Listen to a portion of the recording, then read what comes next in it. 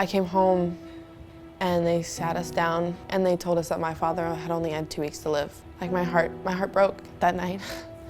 And I didn't know what to do. My name is Lainy Lewis. Hear my story.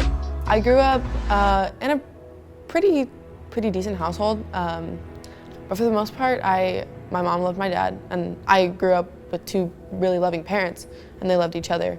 So my dad kind of took care of me. He was drop me off at school in the morning, pick me up in the afternoon, taking off of work early just to do that. And that's where he started to become my best friend. He would help me with homework every night. Like, I mean, we would sit in the kitchen and he would not let me move until it was done. He was a good dad. I mean, childhood had its ups and downs, but at this point, things started to really take a turn.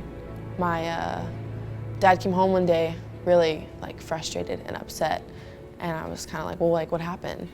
And they sat me down and they were like, your dad's sick. Like, he's really sick. He's gonna have to go into surgery.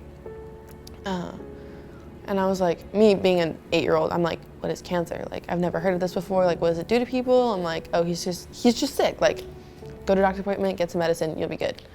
But that wasn't the case. After the surgery, he kind of still fought with this like small amount of cancer in his body. Went into remission for about 8 months. Great. I used to play soccer, and he would run with us on the field, and he would work us super hard because he cared. Still working with me on schoolwork, sat me down every day to, like, he was like, you're gonna get it done. Like, you're gonna be the best you can possibly be. And learning that as an 8-year-old and even younger than that, like, that's just something good to be growing up with. Then we found out again that he was diagnosed for a second time, only it was a little bit stronger this time. So we went to the appointments, we went to the doctor's offices, we went to the chemo treatments and the chemotherapy, fought through that like a champ, and was in remission for about 6 months, and was diagnosed for a 3rd time. And this time it was in his liver, and he fought extremely hard. That was probably the 2nd time I'd seen him at probably his lowest point. And then one day my sister randomly decided to pick me up from school in the middle of the day, and they took me home. And I was like, okay, what's going on? And I came home and they sat us down and they told us that my father had only had 2 weeks to live. He had just gotten done with brain surgery, so the whole right side of his body was not able to move. He ended up living for another 6 weeks. Our whole family came in. We spent time every day together over the summer, playing games, cooking together.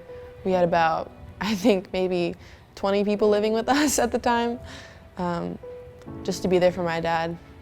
And I think 10 o'clock one night, he'd taken his last breath, and that was the first time I had ever felt like true heartbreak. Like my heart broke that night, and I didn't know what to do. I was upstairs with my sister, bawling my eyes out. I was never gonna see my father again. I was never gonna hear his voice. I was never gonna like hug him again, you know? This was really hard. Over the past year, I really learned that like God is super powerful. Like, I mean really powerful.